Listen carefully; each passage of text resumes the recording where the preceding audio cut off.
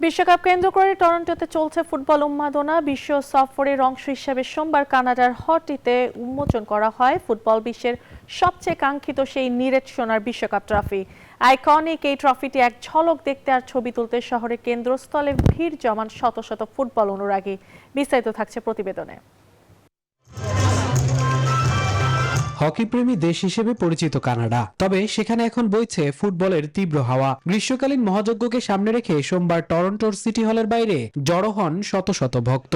উপলক্ষ ফিফা বিশ্বকাপ ট্রফির রাজকীয় আগমন। 3, 2, 1 ইতালির সাবেক কিংবদন্তি ডিফেন্ডার এবং 2006 বিশ্বকাপ জয়ী তারকা আলেসান্দ্রো নেস্তা স্থানীয় কর্মকর্তাদের সাথে নিয়ে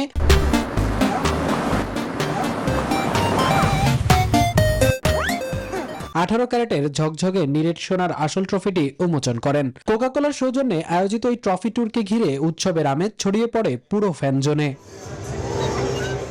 ব্যস্ততা রেখে ট্রফিটি এক ঝলক দেখতে আসেন তরুণ থেকে বৃদ্ধ কানাডিয়ান ফুটবল ভক্তরা। লাইন ধরে দাঁড়িয়ে ট্রফির সাথে ছবি তোলার সুযোগ হাতছাড়া করেনি কেউই। উচ্ছ্বাস প্রকাশ করার পাশাপাশি কানাডা দল নিয়ে নিজেদের আশাবাদ ব্যক্ত করেন তারা। আমি বিশ্বাসই করতে পারছি না যে আমি এর অংশ। আজ কাজের কথা ভুলে আমি স্রেফ বিশ্বকাপ নিয়ে ভাবছি। 19 জুলাই পর্যন্ত এই আনন্দ উদযাপনে আমি সব জায়গায় থাকবো।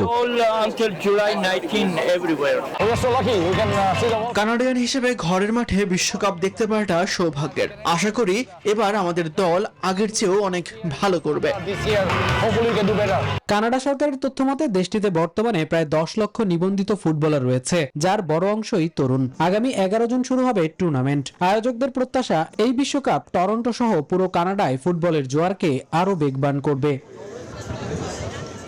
মামুনুর রহমান, নিউজ 24।